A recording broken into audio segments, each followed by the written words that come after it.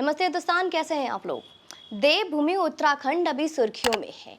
मामला क्या है और अभी सुर्खियों में रहने की आप वजह जानते हो।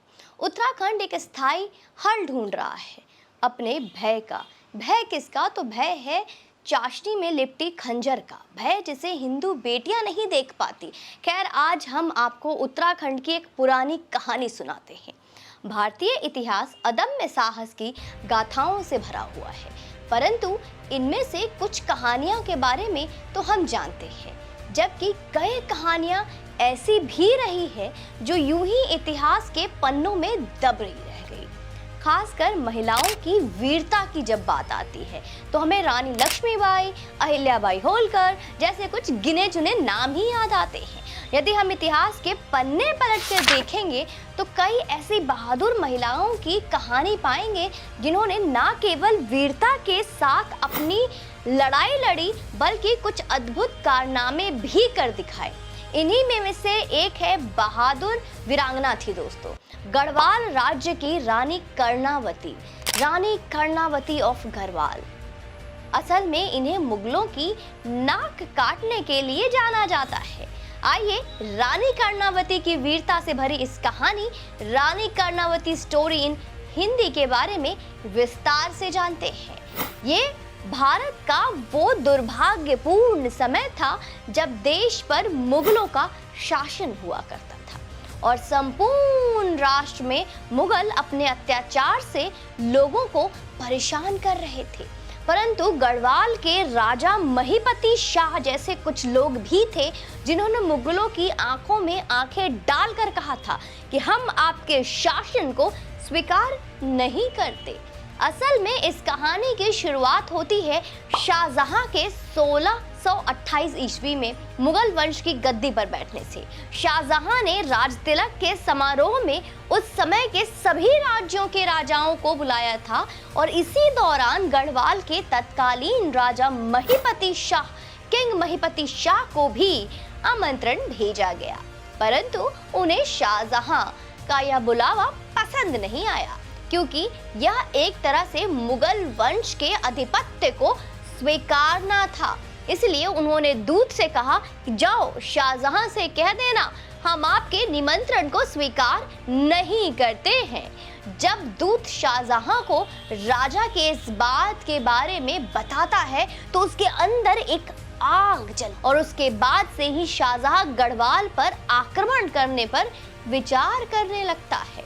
गढ़वाल रियासत के बारे में बात की जाए दोस्तों तो इसकी स्थापना 823 ईस्वी में पंवार वंश के पूर्वज कनकपाल द्वारा की गई थी। 1398 ईस्वी में राजा अजयपाल ने उसका विस्तार किया।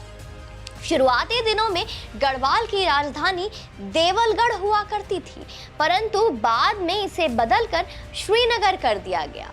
बता दें कि यह कश्मीर वाला श्रीनगर नहीं है दोस्तों, यह गढ़वाल वाला श्रीनगर है और यह ऋषिकेश के 100 किलोमीटर दूर अलकनंदा नदी के किनारे स्थित था। फ्रेंच यात्री विलियम फिंच ने इस साम्राज्य के बारे में लिखा है कि यह अपनी सोने, तांबे और लेड की खदानों के लिए जाना जाता था।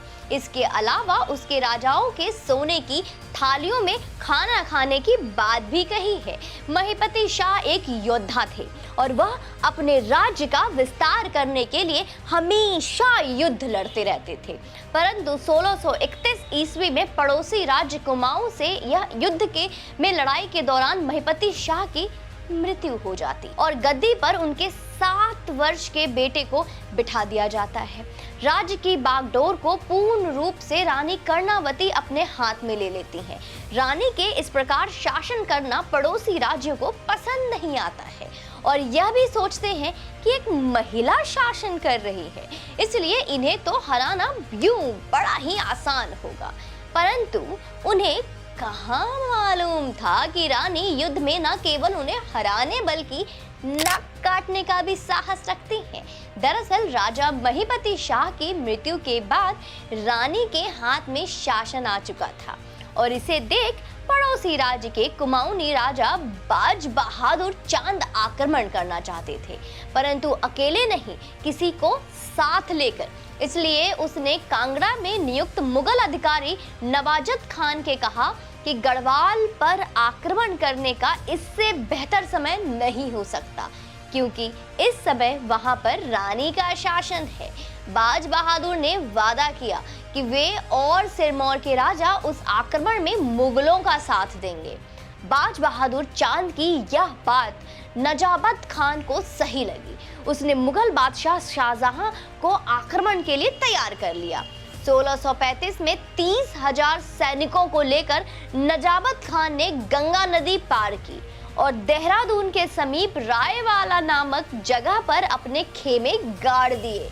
इसके बाद रानी कर्णावती तक मुगल बादशाह का संदेश भेजा गया और कहा गया कि या तो वे 10 लाख रुपए दे दें या फिर एक बड़े आक्रमण के लिए तैयार रहें। रानी ने इस प्रस्ताव को स्वीकार करने से साफ इनकार कर दिया था। इससे क्रोधित होकर मुगल सेनापति नजाबत खान ने फौज को लेकर श्रीनगर की तरफ बढ़ना शुरू किया। दोस्तों, मुगल सेना गढ़वाल की राजधानी श्रीनगर की तरफ बढ़ने लगी। मजा आ रहा है? सुनते जाइए।